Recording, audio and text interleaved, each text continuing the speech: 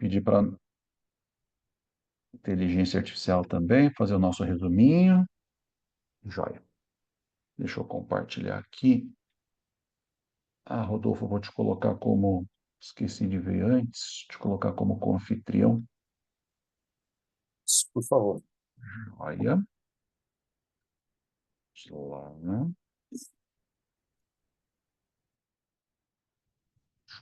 Tirando.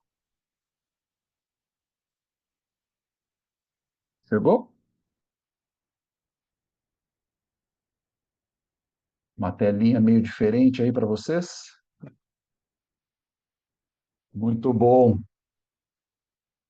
Deixa eu organizar aqui minha estação de trabalho. Bom, o que são essas figuras, né? Acho que todo mundo conhece todo mundo aí dessa figura. Mas uma vez eu fiz uma pesquisa tentando pegar assim, quem são os heróis da humanidade, né? E olhando assim os últimos 100 anos. E fiz uma pesquisa com o ChatGPT, pedi para ele me identificar quem são as personalidades e os heróis dos últimos 100 anos, dos últimos 2.000 anos, perdão, que 100 anos, dos últimos 2.000 anos, que tiveram contribuições significativas para a humanidade em diversas áreas. Então, eu selecionei algumas áreas: cultura, esporte, ciência, tecnologia, direitos humanos e por aí vai. Interessante que ele trouxe só pessoas mais próximas da nossa época, né? Não sei por quê, mas talvez algum viés aí. Mas assim, quem são essas pessoas, né? Taylor Swift, aí uma cantora, tem uma enorme base de fãs, é uma artista extremamente bem-sucedida aí, uma das mais influentes do mundo, né? Principalmente para a geração jovem aí. E tudo que ela produz tem sucesso comercial em todos os formatos. Então, bem conhecida. Nosso amigo Messi também, o maior ganhador de bolas de ouro de todos os tempos, ele ganhou 8. Cristiano Ronaldo, acho que uma a menos do que ele, mas é um ícone aí dos esportes. Elon Musk, aí tirando a questão, o viés político, né? Mas assim, é uma das mentes mais visionárias em termos de tecnologia hoje, isso é inegável, né? Ele é conhecido aí por suas inovações tecnológicas, né? E disruptivas, carros elétricos, exploração espacial, inteligência artificial, energia renovável e por aí vai. Marie Curie, é uma das pioneiras aí nas pesquisas de radioatividade. Foi interessante que ela ganhou 2 prêmios Nobel em duas áreas diferentes, né? Tanto em física quanto em química, por suas descobertas aí, que abriram portas assim extremamente, viabilizou extremamente os desenvolvimentos aí na medicina e na ciência, salvando milhões de vidas, né? Com os equipamentos produzidos com base nos conceitos físicos, nos fenômenos físicos descobertos por ela. Depois, Nelson Mandela foi um grande líder ali da África do Sul, principalmente naquela época do apartheid, né? Passou 27 anos na prisão e se tornou aí o primeiro presidente negro do país. E ele entra para a história como um ícone global que, né, lutou e brigou pela paz e pela justiça social. E por último aqui, pelo menos o que veio nessa lista, o Oskar Schindler, aquele empresário alemão que salvou mais de 1.200 judeus durante o Holocausto, empregando, né, esses perseguidos pelo regime nazista nas suas fábricas e protegendo essas pessoas. E é lembrado aí, ao longo de todo o mundo, tem até um filme, né, que conta a história dele, e é lembrado como um herói por sua compaixão, por sua coragem durante uma das épocas mais sombrias da história. Mas, opa, não está passando, peraí, deixa eu ver. Ah, foi. Mas tem mais um herói que figura que não está nessa lista aí, mas eu vou ler uma descrição sobre ele só para ver se vocês identificam quem é esse, só pelas descrições. Ele entra e sai da história da mesma forma misteriosa como nenhum outro. Sua poderosa atração e magnetismo sobre as pessoas é incomparável. Não teve um escritório, não ocupou nenhum cargo público, não escreveu livros, não compôs músicas, mas inspirou um infinito número de livros, de hinos, de músicas e composições. Ele é o personagem de maior bibliografia literária em toda a história, escrito sobre ele. É o maior tópico de estudos em dissertações doutorais nas grandes universidades do mundo. Não exerceu a medicina ou a psiquiatria em qualquer consultório, mas sozinho ele tem curado mais corações que todos os médicos e psiquiatras e psicólogos juntos. Nunca comandou um exército, nunca recrutou um soldado, mas nenhum outro líder jamais teve tantos voluntários sob seu comando.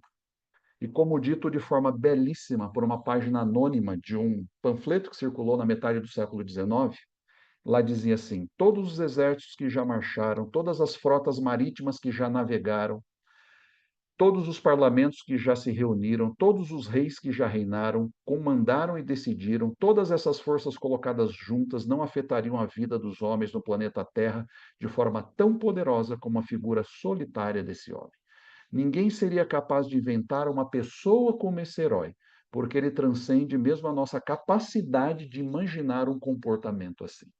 Pergunta: quem é esse herói? Alguém arrisca?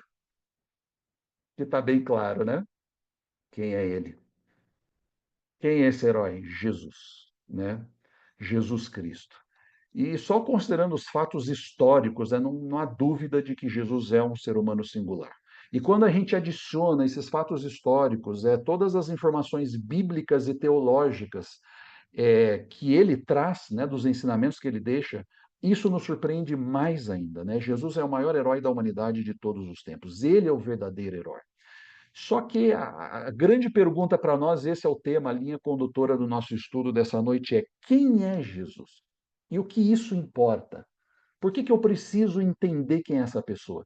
Eu dei uma descrição, né, de fatos, de coisas relacionadas a ele, mas por que ele é tão diferente? Por que ele é o verdadeiro herói da história da humanidade? Né? Isso que a gente vai tentar percorrer um pouquinho essa noite.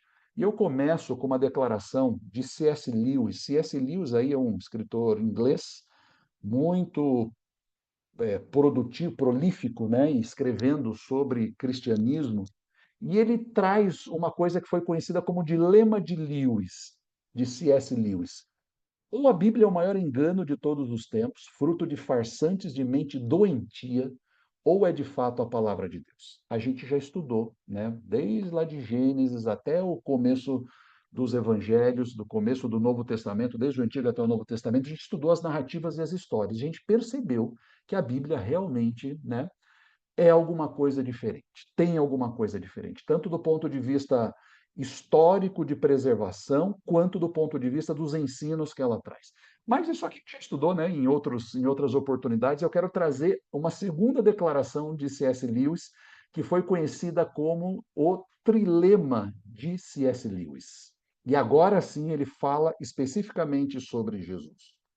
Um homem que era apenas um homem, e disse o tipo de coisas que ele disse, seria três opções: ou um lunático, ou um mentiroso, ou realmente quem ele dizia que ele era, né? Deixa eu só pegar as câmeras de vocês aqui, só para colocar a outra parte aqui da tela.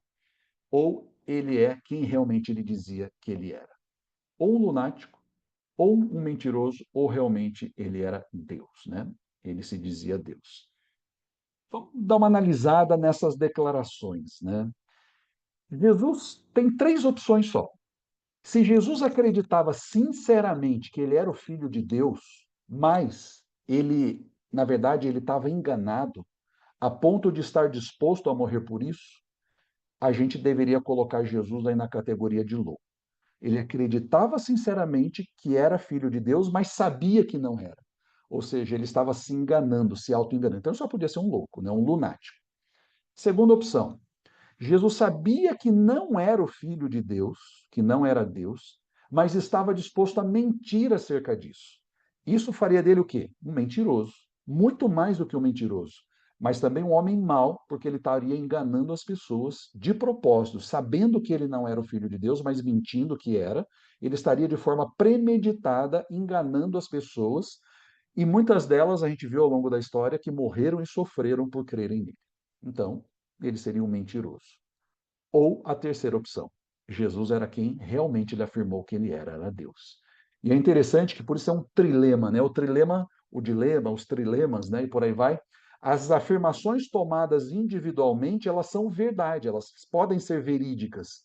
Mas quando eu junto várias delas, não dá para todas serem verdade ao mesmo tempo. Então, tem uma dessas três opções.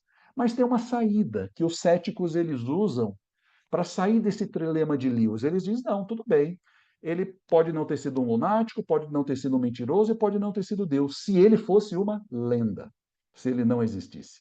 É a única chance de a gente escapar desse trilema aqui de Lewis, né? Que ou Jesus era um lunático, ou ele era um mentiroso, ou ele era Deus realmente, e eu só consigo quebrar tudo isso se eu conseguir provar que ele não existiu. Então, o nosso estudo dessa noite, ele vai justamente mostrar que a gente tem que ficar ali nessa declaração de Lewis. A gente vai passar pelo Jesus histórico, pela revelação bíblica, então, dentro do Jesus histórico, né, o que a história mostra sobre Jesus, desde a revelação histórica mesmo, desde as questões socioculturais ali da época de Jesus, ou de quando a Bíblia menciona Jesus, e também a arqueologia nos ajuda nisso. Depois, a revelação bíblica de Jesus, o que a própria Bíblia revela sobre Jesus, e por último, por que ele é relevante, né? O título do nosso estudo. Por que eu preciso conhecer essa pessoa e o que tem de importante nessa pessoa? O que isso importa para mim e para a minha vida? Que é a obra de salvação de Jesus conforme ele se propõe. Né? Então, vamos começar aí com o Jesus histórico. Eu trago aqui três grandes historiadores. Se vocês olharem ali as datas, né, de período que eles viveram, são todos aí é, contemporâneos, então bem no início do século. Flávio Joséfo viveu aí de 37 a 100 depois de Cristo. Tácito, Flávio Joséfo era um historiador judeu, mas com nacionalidade romana também. Tácito, um historiador romano, e seu Suetônio, um historiador romano também. Então, estou trazendo aqui fontes históricas para trazer evidências históricas que não são judias ou bíblicas, né? Que não estão no texto bíblico, para a gente trazer uma visão de fora. Bom, quem são essas pessoas? Né? Tem muitos documentos históricos aí que mostram, que trazem informações ou que mencionam Jesus e que dão evidências que vão além dos textos bíblicos. Flávio, oi? Alguém quer perguntar alguma coisa? Não? Flávio Joséfo era um historiador judeu do primeiro século e ele menciona Jesus numa obra muito famosa que ele escreveu que se chama Antiguidades Judaicas, reconhecendo a existência de Jesus e a crença dos seus seguidores nele e principalmente na sua ressurreição. Né? Então, Joséfo traz muitos detalhes sobre Jesus. Tácito, por sua vez, é um historiador romano, como eu mencionei, ele confirma a crucifixão de Jesus sob Pôncio Pilatos. Olha, duas informações cruciais ali que confirma a narrativa bíblica e reforça a veracidade desse evento, porque ele escrevendo, né, ali para os imperadores, né, para a corte romana, ele menciona essas coisas. E Suetônio, também um historiador romano, só um parênteses aqui, Tácito não é o general, tem um general que também era Tácito, esse é o general historiador, tá? Só para deixar claro, fechar esse parênteses. Suetônio, então, também um historiador romano, ele menciona Jesus indiretamente na sua obra, que é a qual ele ficou mais conhecido, que é o que está aí na tela, A Vida dos 12 Césares. Então, ele descreve a vida de 12 Césares, baseado aí em todos os documentos históricos e os relatos que ele conseguiu pesquisar e mostrando os lados sórdidos da corte, né? Todo aquele bastidor, aquela coisa que circulava não oficialmente, né? Ele traz os bastidores. E quando ele escreve sobre o imperador Cláudio, no capítulo 25, ele escreve, abre aspas, como os judeus constantemente faziam distúrbios instigados por Crestos, ele os expulsou de Roma. Aqui ele está se referindo aqui, ele não menciona diretamente Jesus, né? Mas ele fala um tal de Cristo aí, os judeus, né, tensões causadas aí pela pregação do cristianismo nas comunidades judaicas da época. Então ele menciona esse tal de Crestos aí, instigados por Crestos, ele os expulsou de Roma, né? Cláudio os expulsou de Roma. Bom, então, aqui evidências históricas de três historiadores não bíblicos que mencionam ou que citam ali Jesus, dentro dessas evidências históricas. Vamos dar uma olhada no contexto sociopolítico da época de Jesus. Jesus viveu num período de grande tensão política e religiosa na Palestina, que era dominada pelo Império Romano, como a gente já sabe, né? Os judeus eles aguardavam o quê? Um Messias libertador que restauraria o reino de Israel e os livrasse da opressão do jugo do Império Romano. Entretanto, a figura de Jesus era uma figura diametralmente oposta ao que eles estavam esperando.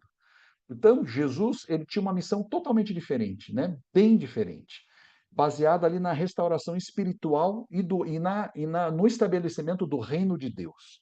Então, a mensagem de Jesus confrontava diretamente tanto a liderança judaica da sua época, Jesus era um judeu do primeiro século, como eles esperavam o Messias libertador e o reino que Jesus trazia era um reino espiritual, então ele era confrontado pela liderança judaica, bem era confrontado pela liderança romana, porque os romanos dominavam e depois, né, como a gente viu nesse incidente aqui relatado por Teutônio, por Seutônio, perdão, isso causava muitos incidentes, causou muitos incidentes ali ao longo do primeiro século. Então, Jesus, dentro desse contexto sociopolítico, é uma figura totalmente fora do contexto, né? Totalmente fora, não alinhado tanto ao que os judeus esperavam, quanto ao que os romanos que os dominavam também esperavam. Então, é meio estranho, né? A gente ter um personagem que causou tanta mudança não alinhado ali às comunidades que ele vivia. Sil, você quer comentar alguma coisa? Fica à Não, vontade. Fábio, desculpa, na verdade eu queria te perguntar, que eu acho que eu esqueci. Por que que os judeus tinham essa visão de que o Jesus seria Libertador. um, um guerreiro, não era? Um salvador, mas uma Sim, forma de sim. poder, etc. Da onde surgiu isso? Pelo próprio relato bíblico, Sil, a gente vê vários conjuntos de passagens mostrando os dois enfoques.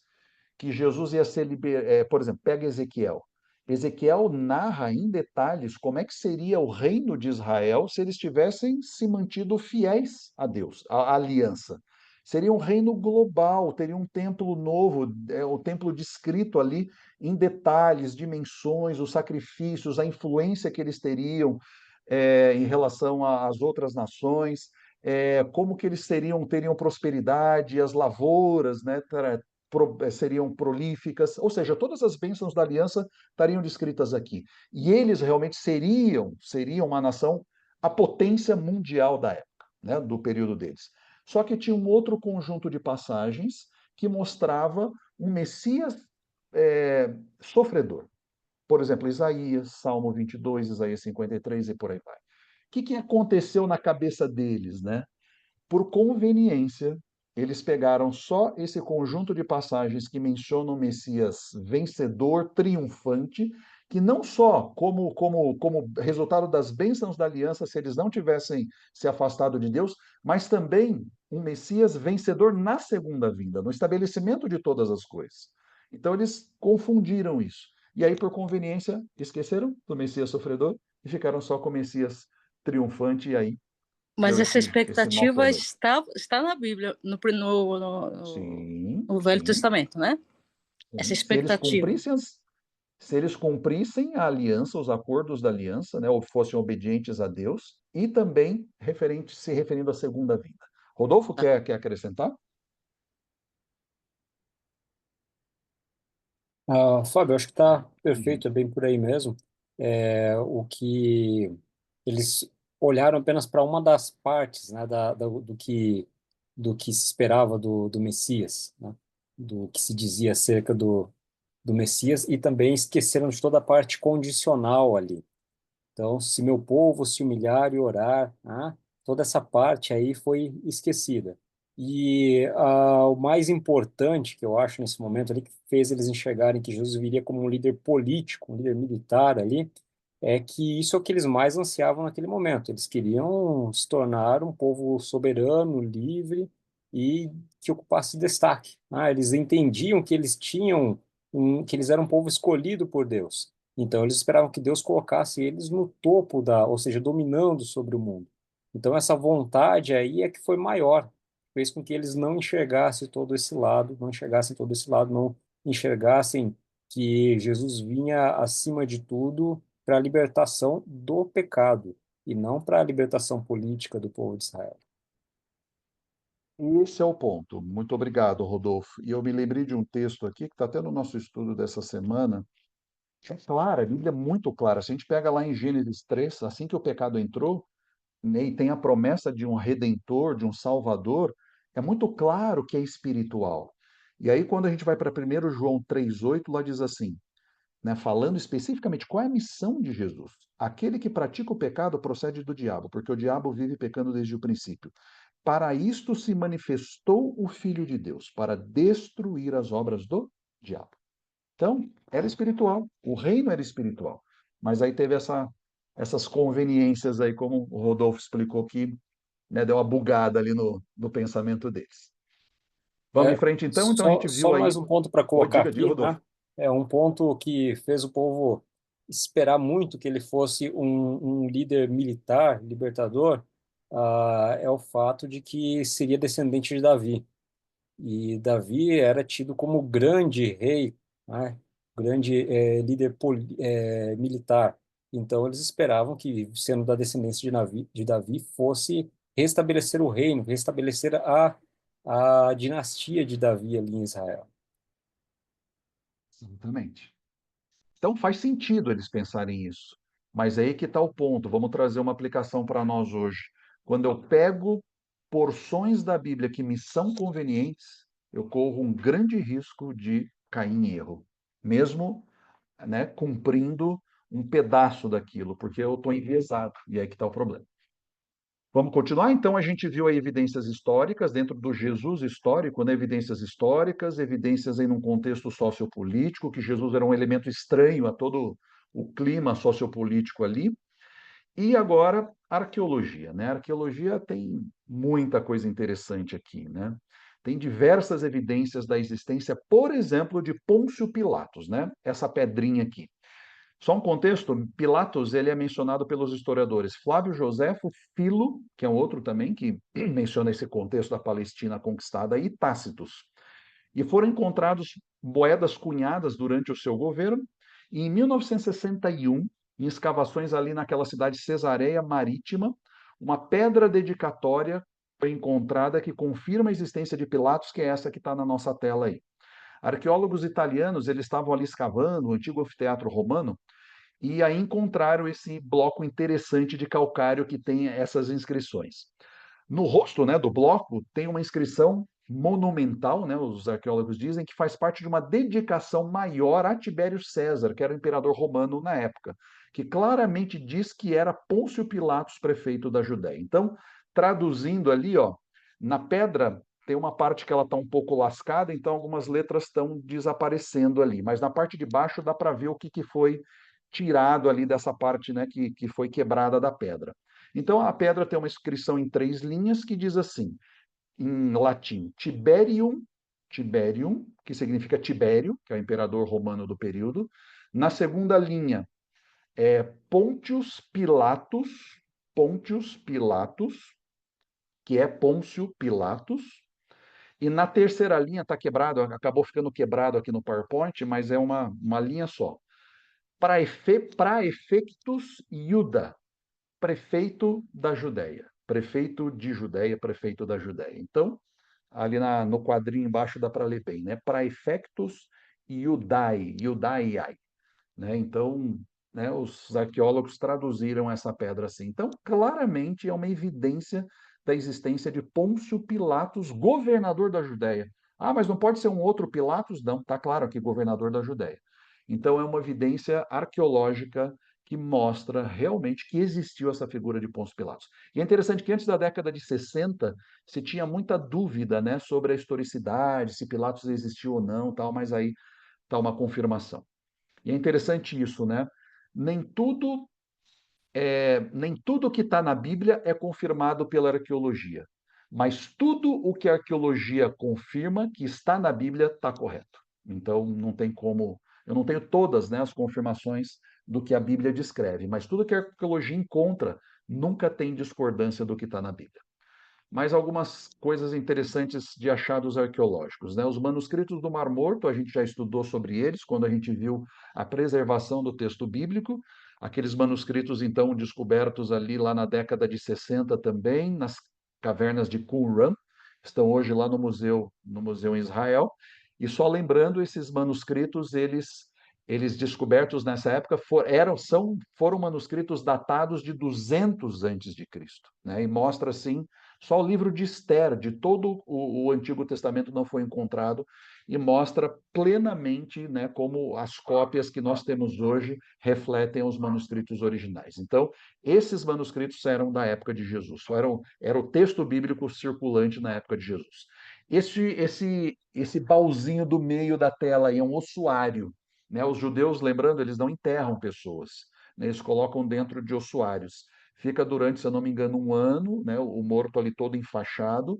Depois de um ano, o filho mais velho ou representante da família vai lá, coleta os ossos e coloca dentro de um ossuário, né? E o ossuário pode ter ossos da família toda e por aí vai. Então, ossuários judaicos aí da época de Jesus reforçam as práticas, né, encontrados, reforçam as práticas do sepultamento do século I, que se alinham com os relatos bíblicos sobre a morte e a sepultura de Jesus. Esse ossuário especificamente é o ossuário de Caifás. Lembram de Caifás? Era o sumo sacerdote lá da condenação de Jesus, quando Jesus foi crucificado. Arqueólogos aí da Universidade de Tel Aviv e de Bar Ilan confirmaram a autenticidade de um ossuário pertencente aí à família do sacerdote Caifás.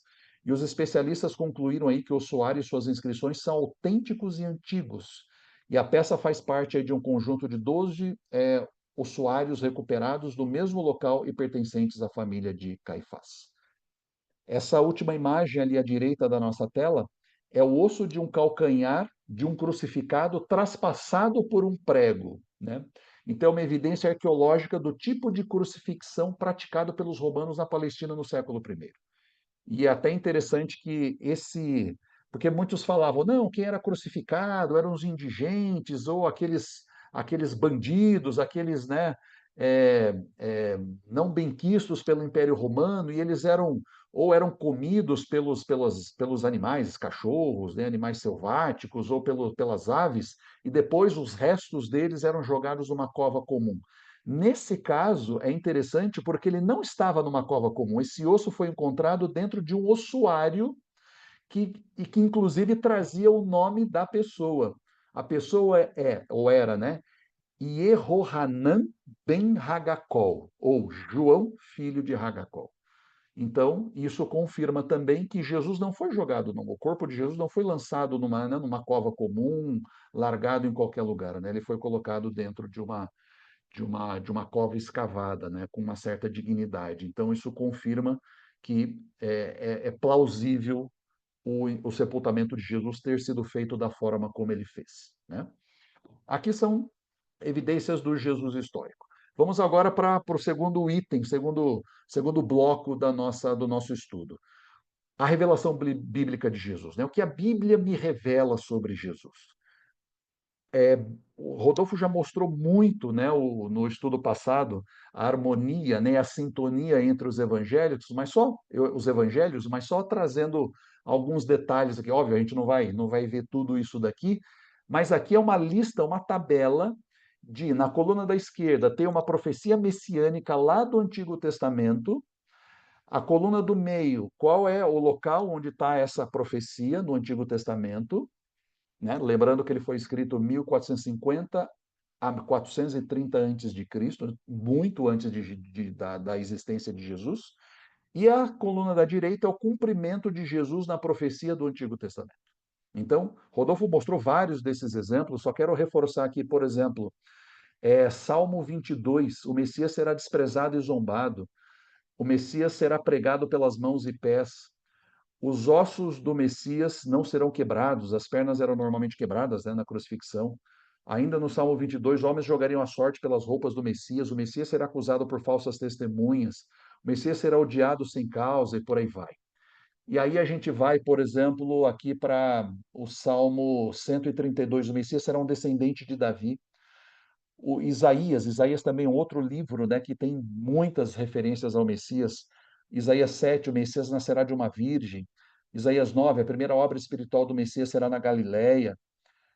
Um outro interessante aqui, Isaías 53, né, que é um capítulo que mostra bem os sofrimentos de Jesus. O Messias seria sofredor, o Messias ficaria calado perante os acusadores, será enterrado com os ricos, será crucificado com os criminosos e por aí vai, né?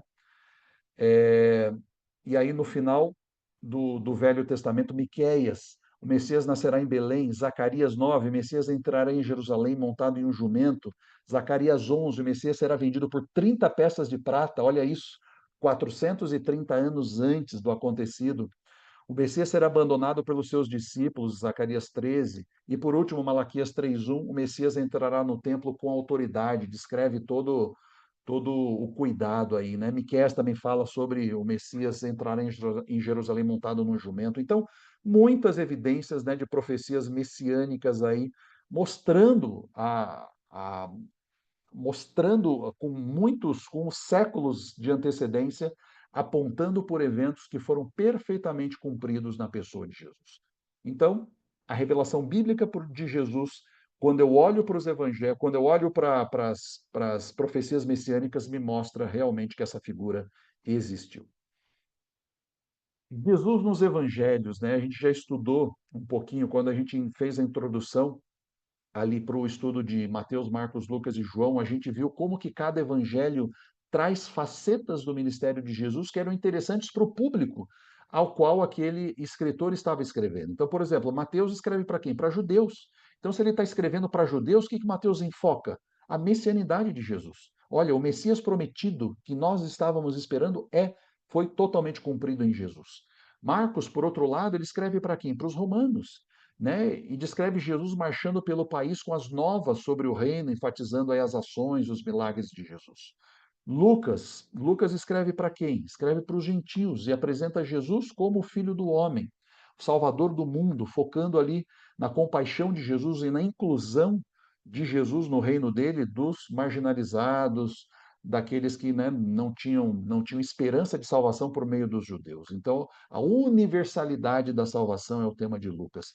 E João, por sua vez, escreve para a segunda geração de cristãos, né? Aqueles que não tiveram o privilégio e o prazer de conhecer e de estar com Jesus pessoalmente.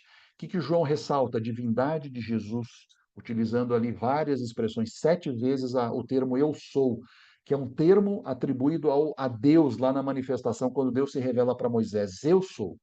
Deus ele não existe, Deus é, né? Ali trazendo, atribuindo essa messianidade, ou essa divindade, essa característica da divindade para o próprio Jesus. Então, o evangelho, as boas notícias de salvação são reveladas por meio dos 4 evangélicos.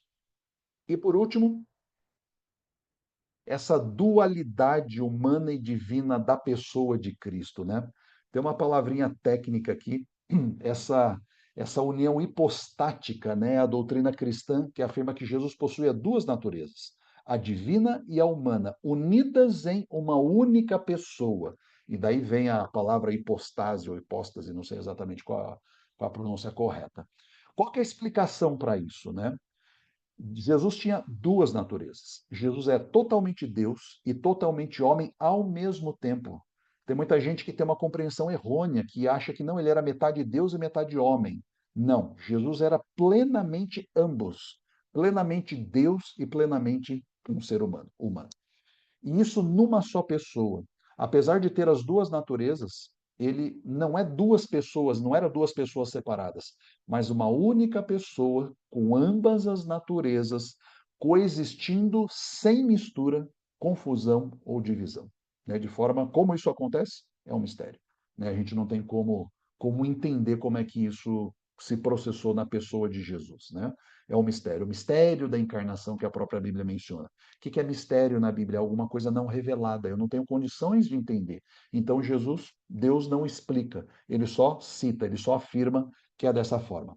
Qual é a base bíblica que a gente tem para crer, né, nessas duas naturezas na pessoa de Jesus coexistindo em uma só pessoa? Por exemplo, a divindade de Jesus, João 1, verso 1.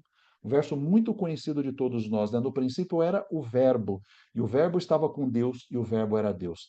Verbo aqui é uma palavrinha traduzida, é o logos, lá do grego, traduzido para o português como verbo. Eu gosto da tradução como palavra. No princípio era a palavra, né? Duas coisas que os gregos, eles buscavam, assim, toda a filosofia grega, entre outras coisas, tinha um fio condutor, que era descobrir qual era a verdade, o que é a verdade, né? E qual era a lógica, né, das coisas que existem? Aí entra o logos, né, essa palavra, essa revelação da lógica do universo. E João está dizendo que no princípio logos, ou gregos, lembra? João está escrevendo para quem? Né? Para mostrar que Jesus é Deus. Então, está vendo? A cultura grega, né, a cultura helenística na época de Jesus era a cultura grega. Então Jesus está dizendo: olha, está vendo esse logos que vocês estão procurando? Esse logos existiu. Ele estava com Deus e ele era Deus. Então, no princípio era o verbo estava com Deus, o verbo era Deus. Outra, Colossenses 2:9, porque nele habita corporalmente toda a plenitude da divindade. Não há margem aqui para a gente entender diferente. Nele habita corporalmente toda a plenitude da divindade. Então, não é um espírito, a divindade de Jesus não é um espírito, né, fora do corpo dele, não. Era dentro, por isso o princípio aí o princípio da união hipostática, né? As duas naturezas coexistindo sem mistura dentro de Jesus. E a humanidade de Jesus? Onde a gente tem evidências bíblicas da humanidade de Jesus, ou relatos da humanidade de Jesus? João 1,14. Olha como João começa, né, o seu primeiro capítulo. No princípio era o verbo estava com Deus e o verbo era Deus. Depois ele vai citando uma série de coisas e no final, no verso 14, no final desse prólogo de João, ele diz assim: e o Verbo se fez carne e habitou entre nós. Então, o que ele está dizendo?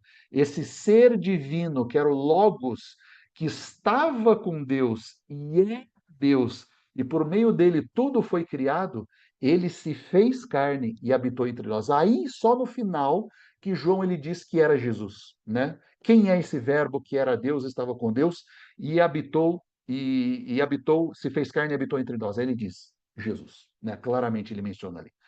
Paulo, em Hebreus 4,15, ele diz: porque não temos um sumo sacerdote que não possa compadecer-se das nossas fraquezas, porém um que, como nós, em tudo foi tentado, mas sem pecado. Ou seja, Paulo retrata claramente aqui que Jesus era humano, porque ele foi tentado. Deus não pode ser tentado, mas como ser humano ele podia, mas sem pecado. E a união das duas naturezas, Filipenses 2, versos 6 a 7, ele diz ali: que, sendo em forma de Deus, não teve por usurpação ser igual a Deus, mas esvaziou-se a si mesmo, tomando a forma de servo, fazendo-se semelhante aos homens. Existindo em forma de Deus, ele se esvazia, fazendo-se semelhante aos homens. Não tem margem aqui para entender qualquer coisa diferente. São as duas naturezas habitando, coexistindo na mesma pessoa, no mesmo ser humano, Jesus. Né? A garantia da salvação, 1 Timóteo diz, somente alguém plenamente Deus e plenamente homem poderia ser o nosso mediador, né, diante de Deus. O modelo de vida, como homem, Jesus nos ensina a viver em santidade e a confiar em Deus. E a suficiência do sacrifício dele, né? Como Deus, seu sacrifício tem valor infinito para redimir pecadores. A Bíblia é muito clara ao mostrar essa revelação de Deus para nós, né? A Bíblia revelando a Jesus como ser humano e como divino. Agora vamos para o terceiro bloco e o bloco final da nosso estudo dessa noite, e aqui onde eu quero trazer mais alguns detalhes. Então a gente viu nessa abordagem multifacetada aí sobre a figura de Jesus. A gente viu que Jesus, eu tenho inúmeras evidências históricas de fontes não cristãs e não bíblicas, mostrando que esse Jesus existiu naquela época, no contexto histórico que a Bíblia revela. A gente também viu que a própria Bíblia revela plenamente Jesus, né, como Deus e como homem. Agora, por que isso é importante? Por que eu preciso conhecer a figura de Jesus? O que isso muda a minha vida? Por que é importante conhecer Jesus? E por que talvez não seja tão importante conhecer sobre Alexandre o Grande?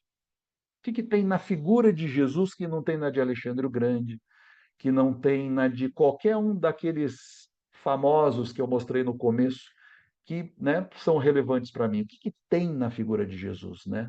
E aqui está o terceiro bloco e a resposta: a obra de salvação que ele veio realizar. Vamos entender essa construção, né? Por que Jesus precisou realizar uma obra de salvação? A gente já estudou sobre isso. Quando a gente começou a estudar as narrativas da Bíblia, a gente comentou sobre isso, né? Tem três verdades. Quando eu olho para a Bíblia, eu vejo três verdades reveladas claramente na Bíblia. Primeiro, que Deus existe. né? Já começa no primeiro capítulo de Gênesis. No princípio criou Deus os céus e a terra. Segundo, Deus não só existe, como ele atua na história. Diferente lá do deísmo, né? Lá do começo do século XX, que eles criam um Deus que existia, mas um Deus distante, né? Que deu corda no relógio e deixou o relógio funcionar por si só. Não. A Bíblia me mostra claramente que Deus existe, Deus atua na história e, por último, não só na história macro, na história como um todo, mas na minha história. Ele se interessa por mim, né?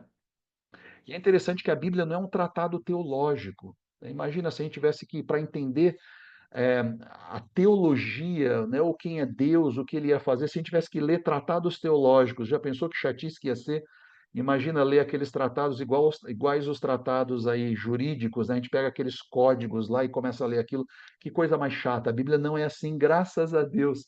A Bíblia não é um tratado teológico, mas ela é um livro de narrativas, de histórias. Quem que não gosta de uma boa história, de uma boa narrativa? Porque isso facilita a nossa memorização, numa época onde as pessoas não eram alfabetizadas, né? Então, era esse passar das histórias e das narrativas que criavam realmente essa internalização dos conceitos teológicos mais profundos quando as histórias eram contadas, né? E a memorização era facilitada, né? Então, Deus revela os seus planos aí por meio das narrativas. Agora, qual é a grande narrativa da Bíblia? Qual é a grande história da Bíblia? A gente já viu também lá atrás, só estou reforçando para a gente ir lembrando e sedimentando essas coisas todas. A grande narrativa da Bíblia, ela pode ser dividida em três partes. É uma história só que a Bíblia conta, que pode ser dividida em três partes. A primeira parte, de Gênesis 1 a Gênesis 2. A criação do ser humano e o plano original de Deus para a humanidade. Essa é a primeira parte, né, da história que a Bíblia conta. Qual é a segunda parte que a história da Bíblia conta? A entrada do pecado na terra, a gente já estudou sobre Gênesis 3, lá em Gênesis 3, a entrada do pecado na terra, o pecado de Adão e Eva e a solução de Deus para resolver essa terrível emergência. Não foi Deus não é Deus o responsável pelo pecado. Apesar de Satanás, né, e muita gente olhando o sofrimento do mundo, tenta atribuir a Deus, né, a responsabilidade pelo pecado, mas não é Deus o responsável pelo pecado. Deus, na sua onisciência, anteviu o problema, anteviu a situação e tomou providências para resolver a emergência, que é criar um plano de salvação para o homem pecador. Então, a segunda parte da Bíblia, que vai de Gênesis 3, da história da Bíblia, que vai de Gênesis 3 a Apocalipse 20, é essa história da entrada do pecado e como que Deus lida com o pecado, está lidando com o pecado. E a parte final da narrativa bíblica é de Gênesis, Apocalipse 21 até Apocalipse 22, né? A restauração do ser humano e a recriação da terra ao plano original de Deus, lá na primeira parte da história. E essa entrada do pecado na terra, por isso que eu usei esse parênteses aqui, né? Existia uma linha do tempo no universo, e principalmente na nossa terra, essa linha do tempo, ela foi quebrada, porque abriu-se um parênteses na nossa história, né? Porque com a entrada do pecado, a entrada do pecado gera um distanciamento que jamais fora planejado por Deus, mas também que não o pegou de surpresa, como a gente já mencionou. Modifica o ambiente, esse parênteses nessa entrada do pecado modifica o ambiente de um ambiente amistoso para um ambiente hostil, um cenário hostil. Medo e senso de culpa entram e passam a ser a ordem do dia. Onde nós estamos nessa linha do tempo hoje? Estamos bem no finalzinho do fechamento, ou bem próximo do fechamento desse parênteses, né? Quase no final do parênteses. E é interessante que, olhando, né, no contexto das narrativas bíblicas, o próprio livro do Apocalipse, ele nos ajuda a atender essa abordagem histórica, né, que Deus tem nas narrativas bíblicas, essa abordagem de Deus atuando na história. Olha o que Apocalipse diz, lá no capítulo 1, verso 19, né? Jesus dizendo para João: escreve, pois, as coisas que viste, passado, as que são, presente, e as que hão de acontecer depois destas, futuro. Ou seja, Jesus está dizendo para João: olha, escreve as coisas referentes ao passado, as coisas referentes ao presente, as coisas referentes ao futuro. Isso mostra o que para mim? Que a ação de Deus não se limita apenas a um período da história, mas a ação de Deus é um fenômeno que acontece na história, ao longo da história. E aí a minha história faz parte dessa história maior.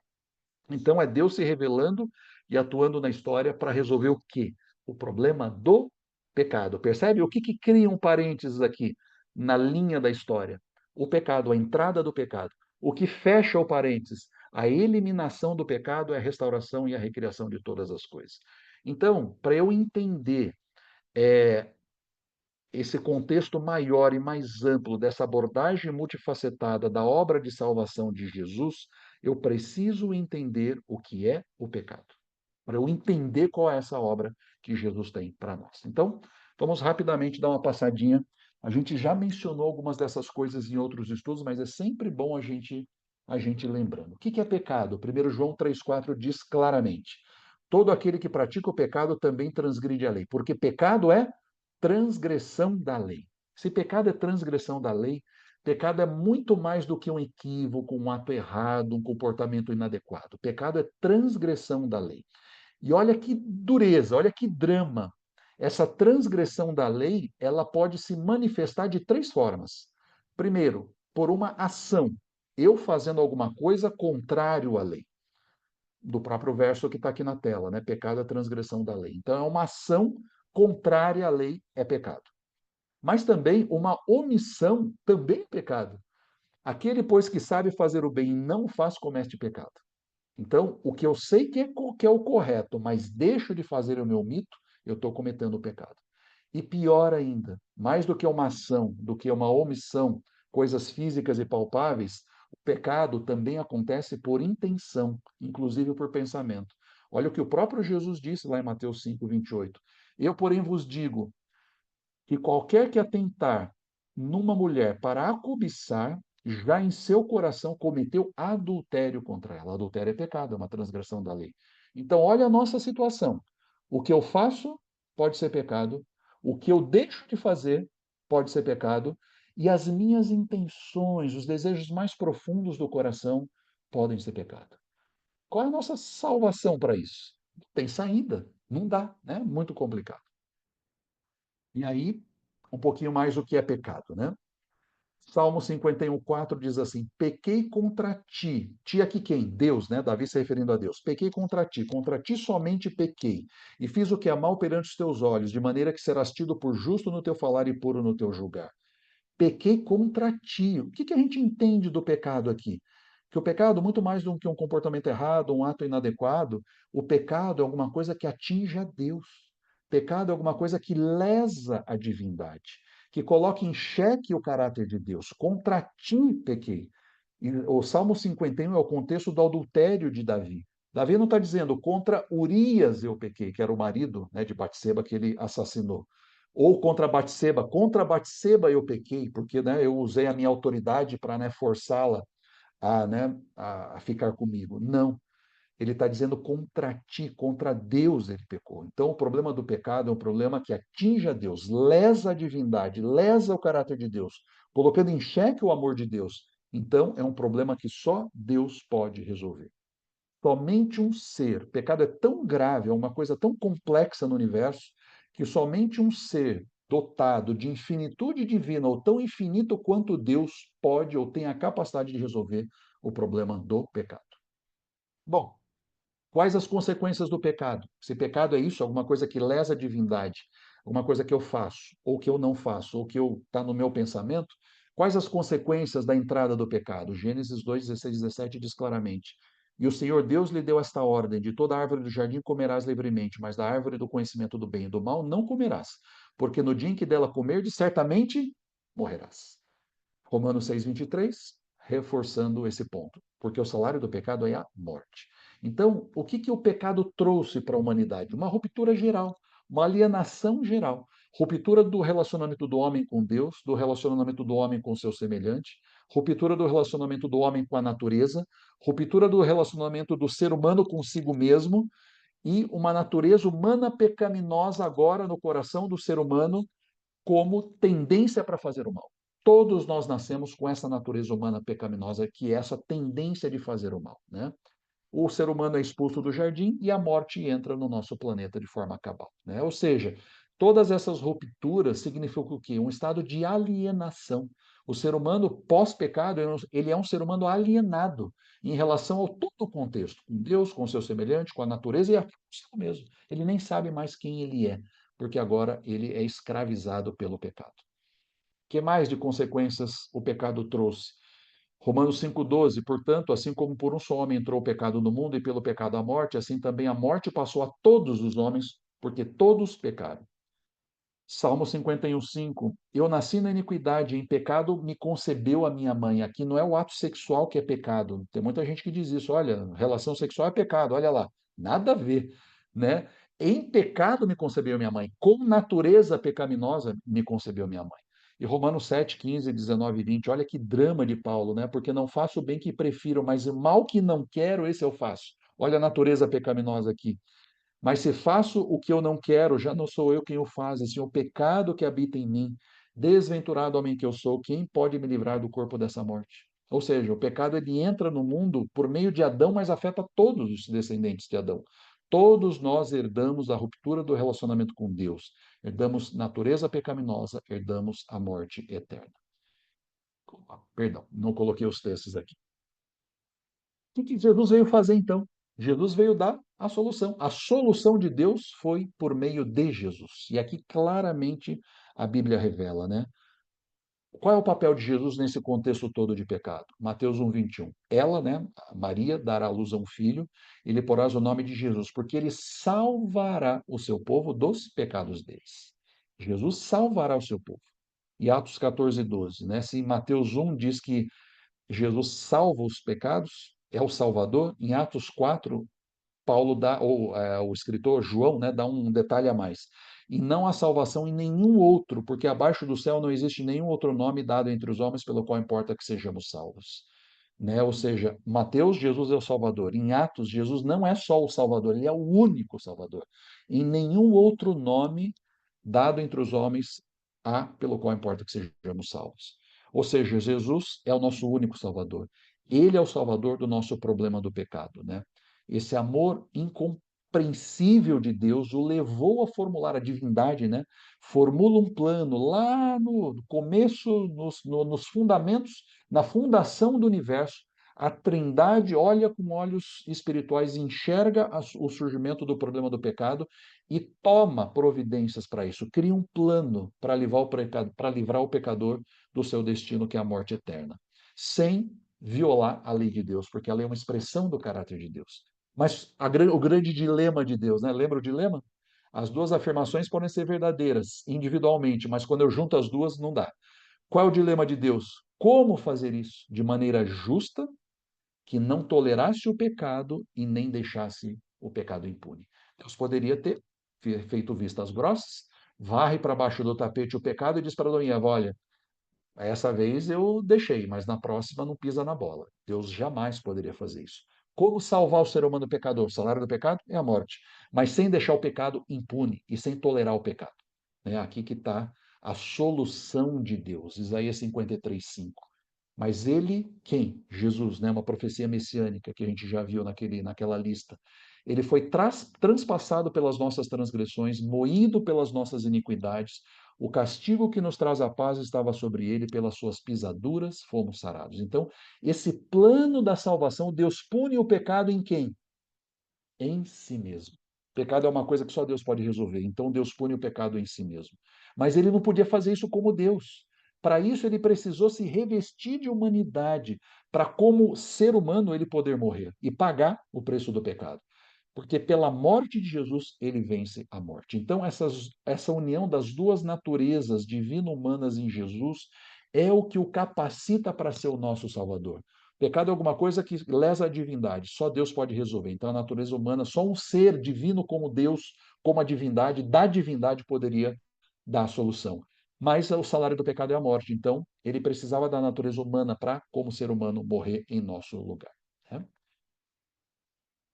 Aqui os textos que eu comentei. E é interessante que, de novo, né, quando a gente volta para João 1, verso 1, que a gente já leu, no princípio era o Verbo, e o Verbo estava com Deus, e o Verbo era Deus, daquele homem executado na cruz como criminoso, de maneira selvagem e vergonhosa, acima de tudo era quem? Era Deus. Era Deus ali. Aquele que criou todas as coisas por sua palavra, tanto no céu como na terra, porque um ser menos do que Deus não pode nos salvar. Né? Então, aquele ser humano lá era Deus. Aí muita gente diz, né? Por que que a gente, né, dá essa importância toda para Jesus? Muita gente diz assim, porque ele morreu numa cruz. Mas quantas pessoas ao longo da história morreram em cruzes? Aquele calcanhar que eu trouxe na fotinho ali era de uma pessoa que morreu crucificado também. Por que que Jesus é o meu Salvador? Porque ele morreu numa cruz? Não.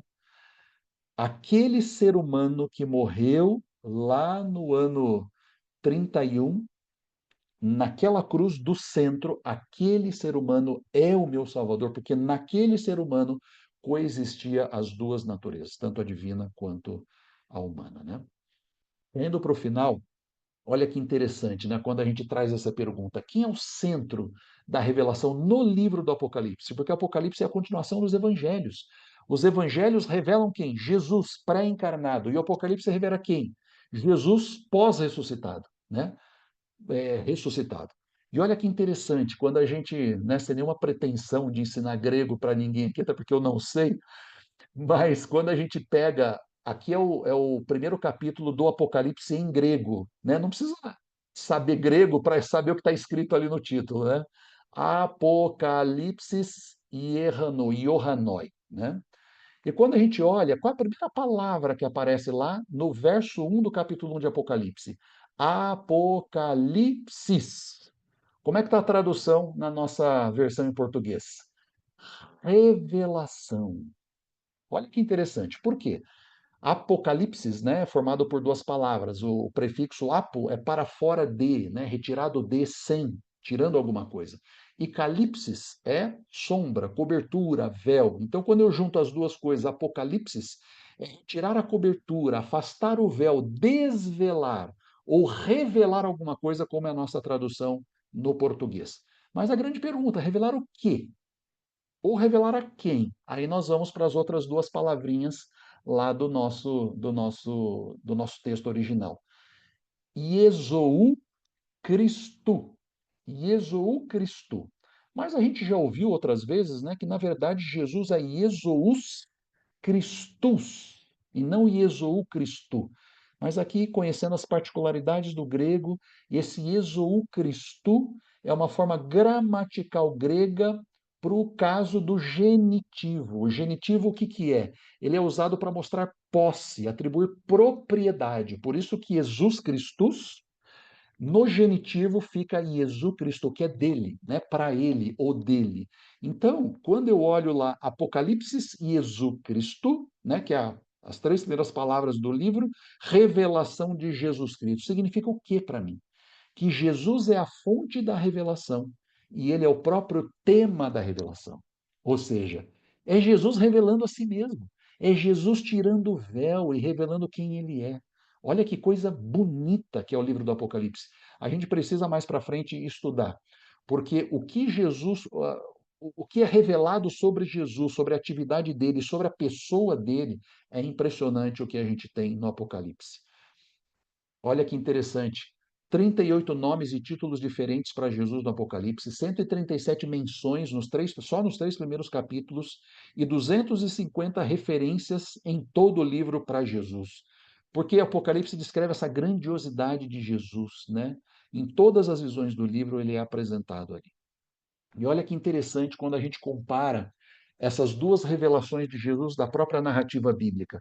Como que é Jesus nos evangelhos? Jesus nos evangelhos, ele é revelado como encarnado, né? O Jesus que a divindade que encarnou. Mateus 24, 36. Mas a respeito daquele dia e hora ninguém sabe, nem os anjos dos céus, nem o Filho, senão o Pai. E tem muita gente que usa de forma errada esse texto, dizendo: tá vendo? Jesus não era Deus, não. Ele não sabia o dia e a hora, que era o retorno na segunda vinda. Mas aqui eu preciso entender que o Jesus nos evangelhos, a revelação é o Jesus encarnado. Ele era Deus e homem, um judeu do primeiro século, ele tinha a natureza divina e humana, a natureza e a autoridade divinas foram veladas por intenção própria dele, para ele ser um ser humano que pudesse morrer. A natureza humana sem pecado estava sujeita a todas as consequências do pecado. fome, sede, cansaço, frio, dor, sofrimento e morte, mas não tinha pecado. E o aprendizado desse ser humano que nasceu como uma criança, ele aprendeu tudo: andar, falar, ler e o conhecimento. Por isso que ele diz que aquele dia e hora ele não sabia, porque isso não tinha sido revelado por Deus para ele. Porque todo o resto era o Espírito Santo que revelava para ele. Deus se revelava para ele por meio do Espírito Santo. Agora, olha o Jesus retratado lá no Apocalipse. Se aqui nos evangelhos é o Jesus encarnado, lá no Apocalipse é o Jesus glorificado. Apocalipse 1:8 diz assim: Eu sou o Alfa e o Ômega, diz o Senhor Deus, aquele que há de vir, que era e que há de vir o Todo-Poderoso. Então, fazendo uma comparação com as duas revelações. Lá no Apocalipse é Deus e homem da mesma maneira, só que agora um ser humano glorificado. As duas naturezas presentes na mesma pessoa, no mesmo ser humano, a natureza divina e a humana. A autoridade divina agora ele está revestido de autoridade divina nos céus e na terra restaurada. Se lá como ser humano nos evangelhos estava velado, agora está desvelado, né? Apocalipse está desvelado. A natureza humana sem pecado da mesma forma, só que agora glorificada, ele não sente mais fome, sede, cansaço. Ele sabe todas as coisas, porque não tem mais limitações impostas, porque agora é um ser humano glorificado. E ele tem a revelação plena, total e absoluta de tudo. Ele é eterno, onipotente, onisciente, onipresente. A plenitude da divindade está revelada lá em Apocalipse, na pessoa de Jesus. Né? Então, não tem como a gente não entender o que está acontecendo aqui. Outra coisa interessante, quem na Bíblia é chamado de cordeiro? Claro, né? No dia seguinte, João viu a Jesus que vinha para ele, João Batista, né? Eis o Cordeiro de Deus. Quem é revelado na Bíblia como Cordeiro é Jesus Cristo. Ao longo aí de toda a história, de todo o período do Antigo Testamento, cordeiros foram sacrificados nos altares dos patriarcas, no santuário do deserto, no templo de Salomão e no templo reconstruído de Neemias, simbolizando o quê? O que eram tipos, eram símbolos, né, do cordeiro, do verdadeiro sacrifício que aconteceria e seria feito por Jesus, que é o Cordeiro de Deus que tira o pecado do mundo. Porque Jesus teve que encarnar como ser humano, né? Romanos 6:23 diz claramente, porque o salário do pecado é a morte, mas o dom gratuito de Deus é a vida eterna. Então, para morrer no meu lugar, por isso ele precisou encarnar. Nesse texto aqui é descrito a morte eterna, né, a segunda morte, porque ela é contrastada com a vida eterna. Então é a morte eterna, não é a primeira morte aqui que está dizendo, aquela morte que é um sono até a segunda vinda de Jesus. Porque como tem o contraste, até voltar aqui, né? Como tem o contraste com o dom gratuito de Deus, que é a vida eterna, a morte que está se referindo ao Paulo em Romanos aqui é a segunda morte. Então o pecado paga os seus escravos com a morte, né? Aquele que pecar, esse morrerá. Então, o dom gratuito de Deus é a vida eterna. Então, quando a gente se entrega completamente ou entregamos nosso coração completamente a Jesus, obtemos a vida eterna. Lembra, né? Porque Deus amou o mundo de tal maneira para que todo aquele que nele crê não pereça, mas tenha a vida eterna. Qual foi a grande diferença entre a vida de Jesus e a dos demais seres humanos? Jesus foi tentado em todas as coisas, mas sem pecado. Essa é a diferença entre nós e ele. Nós também somos tentados, né, em todas as coisas que são possíveis, mas, diferente de nós, ele não cometeu pecado. Né? Cristo ele se compadece dos seres humanos porque ele sofreu na sua natureza humana, porém sem pecar. Ele sabe quais são as nossas fraquezas da nossa humanidade, porque ele sofreu tudo aquilo que a gente sofre. E por isso a sua vitória nos permite ser mais que vencedores, porque ele nos dá a vitória que foi dele, ele nos concede a nós, né? Deus nos dá a vitória por intermédio de nosso Senhor Jesus Cristo. O que Jesus fez pelos seres humanos? Cristo, 1 Coríntios, Cristo morreu pelos nossos pecados, segundo as Escrituras, né? Então, aqui está o conceito de substituição. A cruz é uma relação de troca. Quem deveria estar na cruz pagando a morte eterna, né? Morrendo ali, pagando o preço do pecado com a morte eterna? Eu, todos nós. Então, a cruz é uma relação de troca. Jesus Cristo, ele recebe sobre si a condenação do pecador e nos concede para os seres humanos a vida e a justiça perfeita dele, que não cometeu pecado. E quando nós o aceitamos como nosso substituto, Deus olha para nós, seres humanos pecadores, mas vê o quê? A justiça perfeita de Cristo, como se nós nunca tivéssemos pecado. Por isso que nós oramos em nome de Jesus. A gente está reivindicando esses méritos que ele, da obra dele para a nossa vida.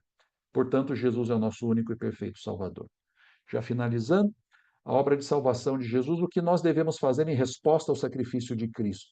O que eu preciso fazer? Quando eu entendo quem é Jesus, quando eu entendo quem sou eu, que sou um ser humano pecador, que eu deveria ter morrido e ele morreu no meu lugar, que brota no meu coração, né? Esse desejo, esse amor, essa necessidade de Ele perdoar os meus pecados.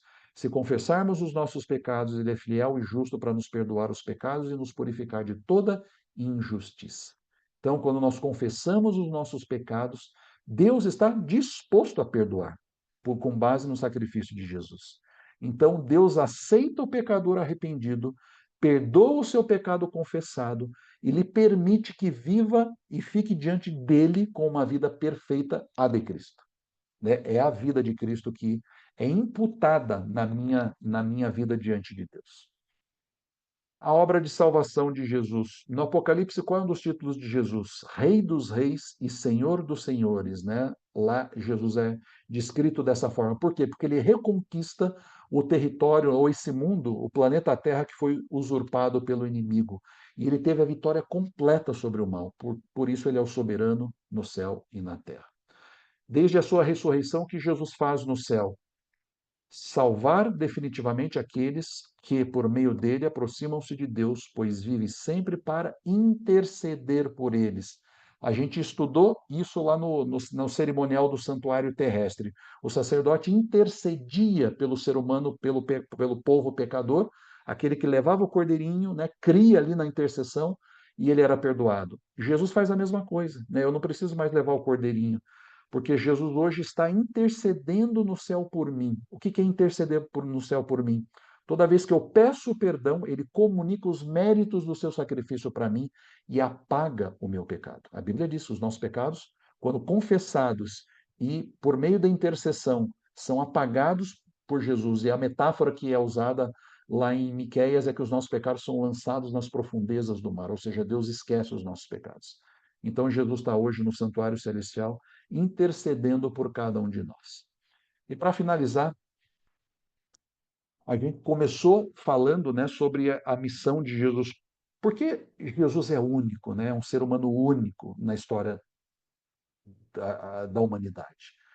Porque ele é o nosso Salvador. E não só o nosso Salvador, mas o nosso único Salvador. E para ele ser o nosso único Salvador, ele tem que cumprir 7 qualificações. Se algum ser no universo tiver a capacidade de cumprir essas 7 qualificações, que eu vou listar aqui, esse ser pode ser o nosso Salvador. Primeira qualificação: esse ser tem que ser Deus. Porque o pecado é alguma coisa que lesa o caráter de Deus. Então, para pagar a conta, tem que ser Deus. Porque é uma conta infinita. Tem que ser humano. Por quê? Porque o salário do pecado é a morte. Então, para me substituir na morte, ele precisa ser um ser humano. Para estar habilitado a morrer no meu lugar, ele não pode ter pecado. Né? Então, ele tem que ter crédito. Né? Eu tenho dívida, ele tem crédito. Então, tem que ser sem pecado. Para pagar o preço do pecado, ele tem que morrer. Porque o salário do pecado é a morte. Para mostrar que ele venceu o pecado e que o preço está pago, ele precisa ressuscitar, porque ele precisa vencer a morte, porque a morte entra pelo pecado. Então, a solução de Deus precisava ter a vitória sobre a morte, então ele precisava ressuscitar. Ele precisa ministrar os méritos do seu sacrifício para mim hoje, que vivo 2000 anos depois de Jesus, que Jesus morreu na cruz. Como é que eu recebo os méritos do que ele fez há 2000 anos atrás? Porque hoje ele tem que estar ministrando os méritos do seu sacrifício por mim, intercedendo por mim e perdoando quando eu me arrependo e apagando o meu pecado. Então ele precisa interceder por mim. E por último, ele precisa voltar para me buscar, porque senão eu não tenho condições, né, de viver a vida eterna com Deus no céu. Vamos olhar para a figura de Jesus, para a pessoa de Jesus, retratado na história, retratado no Evangelho, retratado em toda a Bíblia. Jesus é Deus? Sim, Jesus é Deus. Jesus era um ser humano? Sim, Jesus era um ser humano. Jesus cometeu pecado? Não, a gente já leu os textos. Jesus morreu por mim? Sim, ele morreu por mim. Jesus ressuscitou após a sua morte? Sim, ressuscitou. Jesus intercede por mim hoje? Sim, Jesus intercede por mim no santuário celestial, como o último texto que a gente leu. E ele vai voltar para me buscar? É a última qualificação que falta para ele encerrar o plano da salvação. Como que eu sei que essa única qualificação que ele ainda não cumpriu, ele vai cumprir? Está aí a promessa dele, né? Ele prometeu que vai cumprir a única que falta. Não se turbe o vosso coração, credes em Deus, credes também em mim. Na casa de meu pai há muitas moradas. Se assim não for, eu vou-lhe teria dito, pois vou preparar-vos lugar. Ele falou isso antes de ascender ao céu, quando ele estava com os discípulos ainda. E olha a promessa dele: quando eu for e vos preparar lugar, eu voltarei e vos receberei para mim mesmo, para que onde eu estou estejais vós também. Então ele ainda não cumpriu, mas ele deixou a sua promessa. E se ele cumpriu todas as outras, inclusive a primeira encarnação, né, a primeira vinda dele a esse mundo na encarnação, vocês acham que realmente ele não vai cumprir a segunda, a sua segunda vinda, né, cumprindo a última qualificação que falta? Certamente ele vai fazer isso. E eu encerro com esses dois últimos slides, né? São João 3,16. Porque Deus amou o mundo de tal maneira que deu seu Filho unigênito. Esse unigênito aqui significa, lá no original grego, significa único da sua espécie. É o único dessa espécie que cumpre as 7 qualificações, que tem natureza humana e natureza divina. E para finalizar, fazendo o link agora com o nosso primeiro slide, né? Os ídolos desse mundo que a gente viu.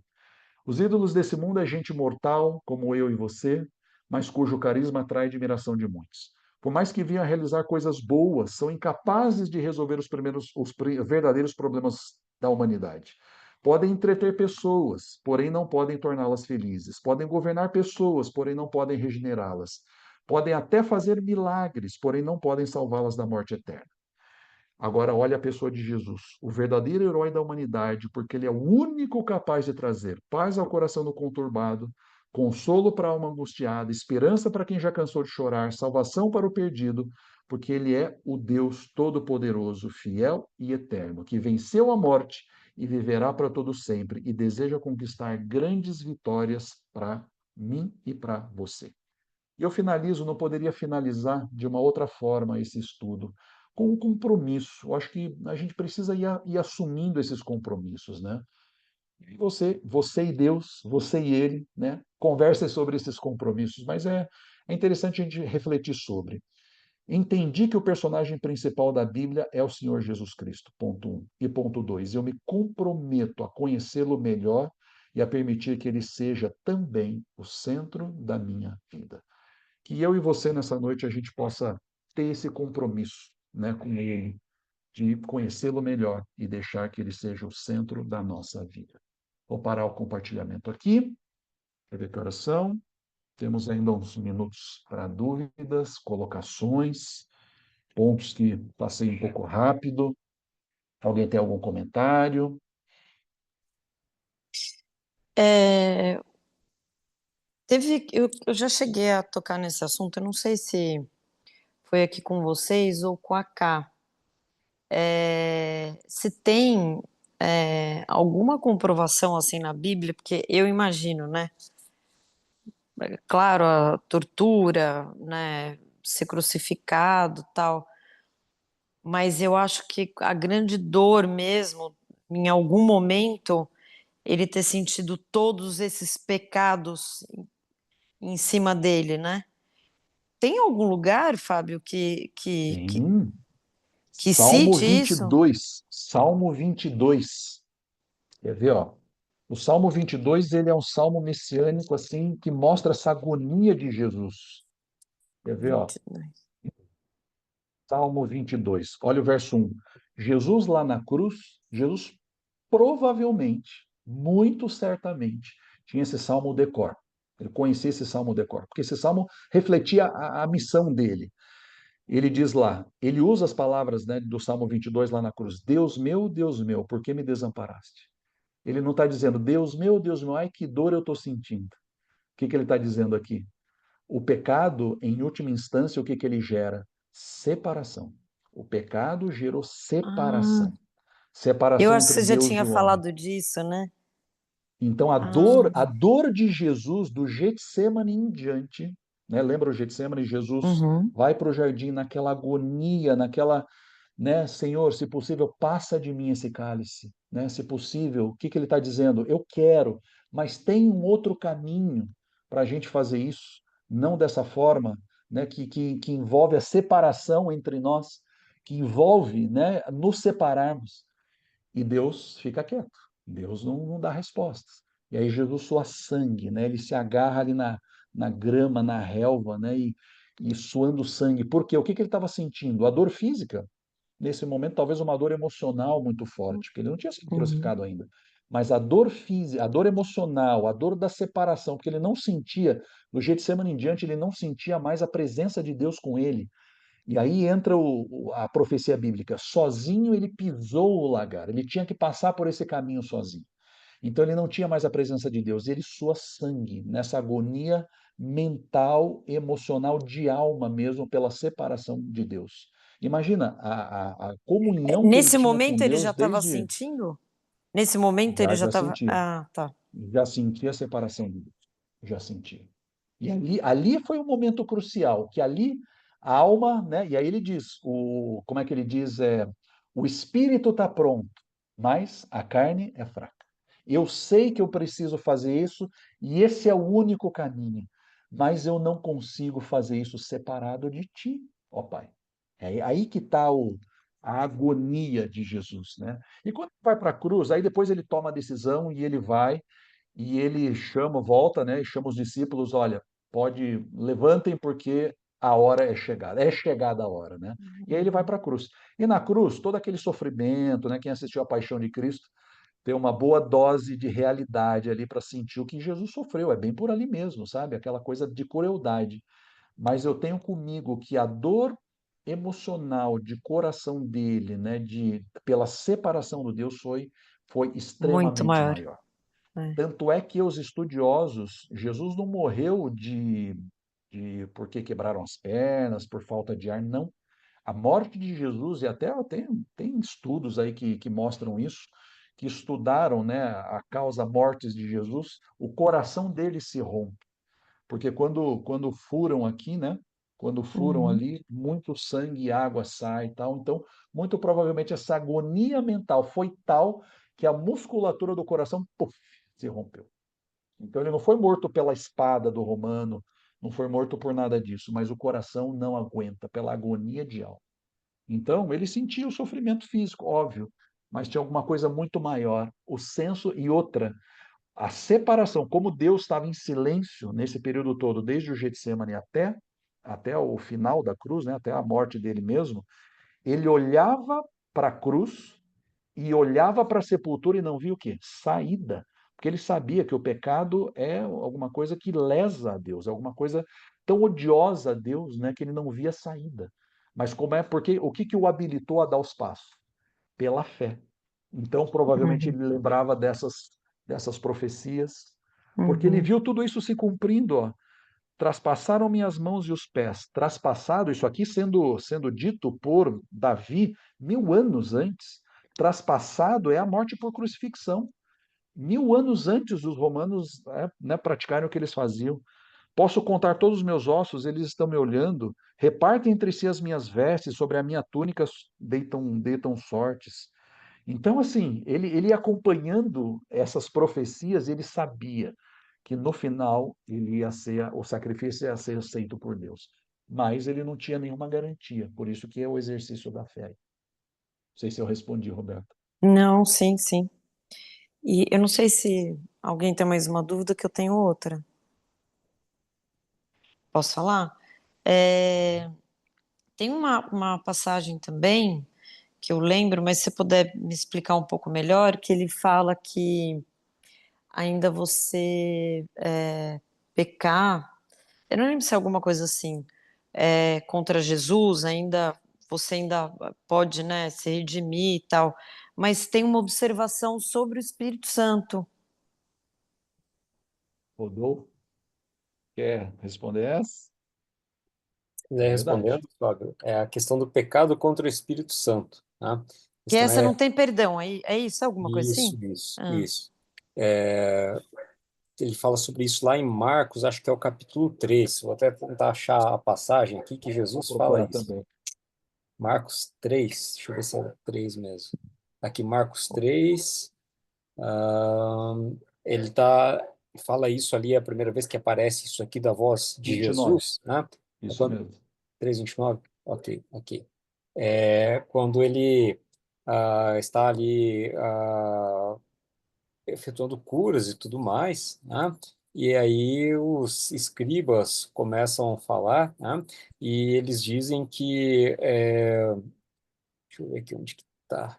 Aqui, eles comparam Jesus, dizem que Jesus está expelindo demônios porque ele é um dos próprios demônios, então ele tem autoridade, ele é o maior dos demônios, então ele tem autoridade sobre os demônios, né? Então ele começa a falar sobre isso, e ele fala ali, em verdade vos digo que tudo será perdoado aos filhos dos homens, os pecados e as blasfêmias que proferirem. Mas aquele que blasfemar contra o Espírito Santo não tem perdão para sempre, visto que é réu de pecado eterno.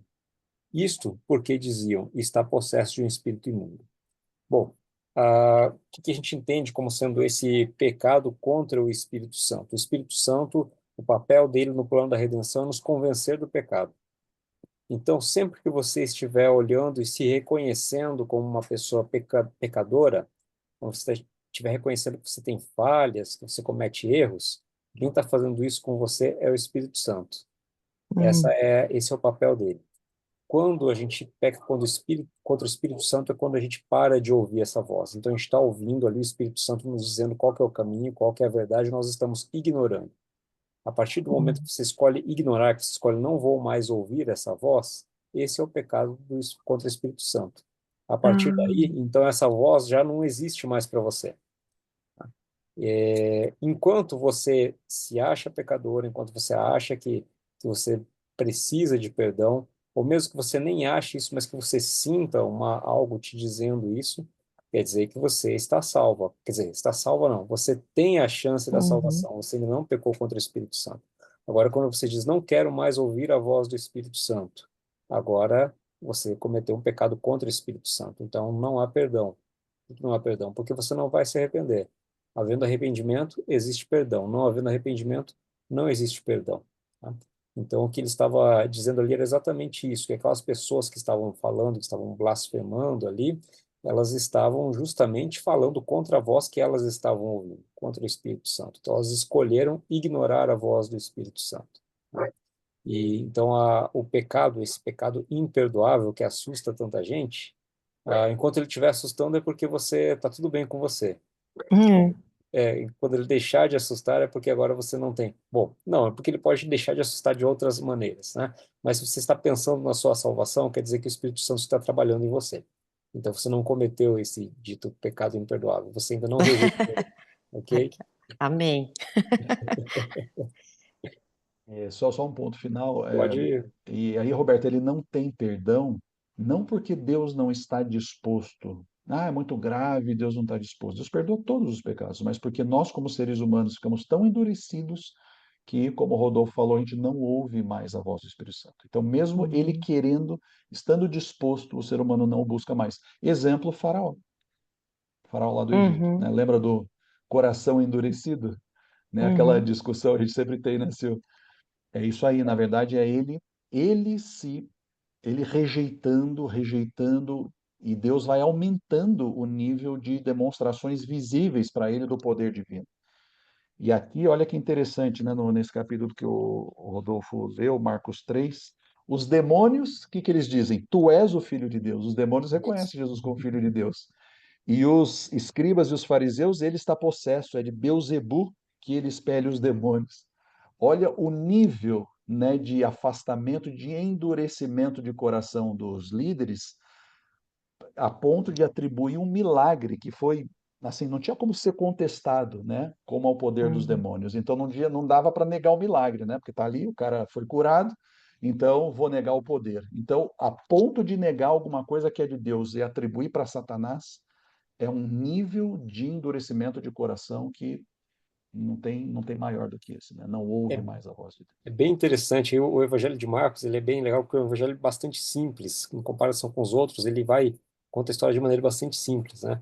É interessante que desde ali do capítulo 2, tá, o único que reconhece Jesus como sendo o Filho de Deus é o demônio.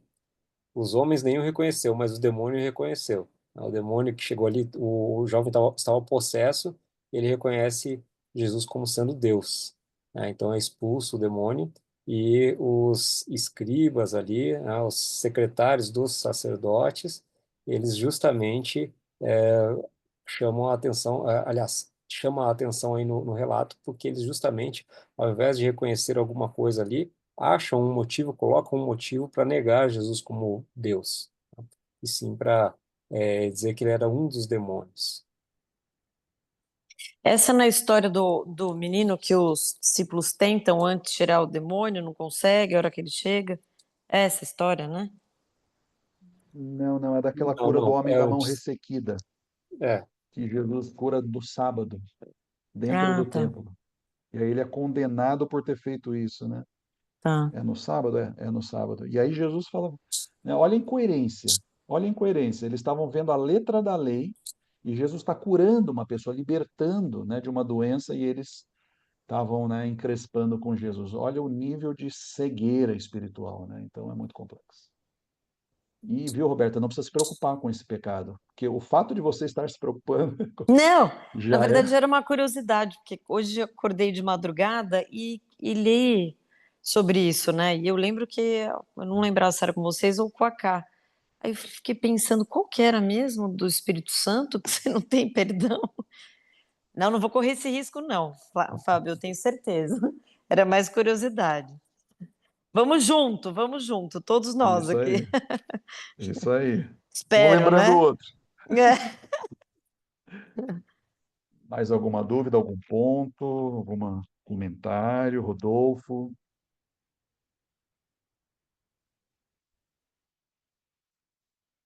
Não? Podemos encerrar? 9h05. Foi Terminamos. maravilhoso. Foi maravilhoso. Foi Que bom. uma hora e meia que eu não vi Uma passar. hora e meia. Uma hora e meia. Que bom. A figura de Adoro, adoro a tua Jesus é. fala. Muito obrigada. Que bom. É um prazer para a gente estar aqui dividindo isso. Figura de Jesus é uma coisa maravilhosa, né? Não tem quem não se empolga com a figura dele. Bom, nem mais uma dúvida, nada.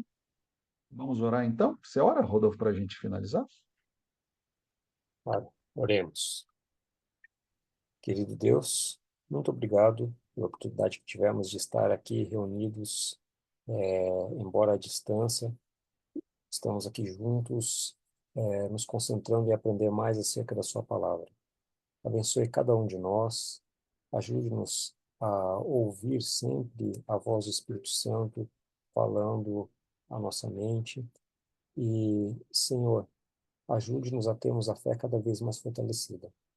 Abençoe-nos também em todas as dificuldades que enfrentamos em nosso dia a dia.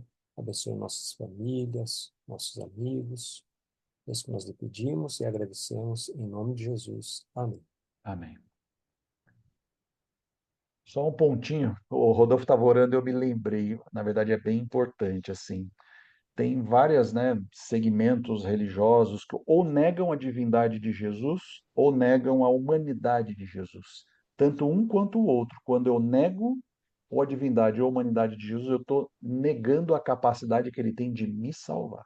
Então, olha o risco que a gente corre quando a gente incorre nesses erros, né? Fazendo isso, destrói todo o plano da redenção que está sendo revelado lá desde o início do Antigo Testamento. Eu preciso de um Deus que seja tanto humano quanto divino. Preciso dos dois.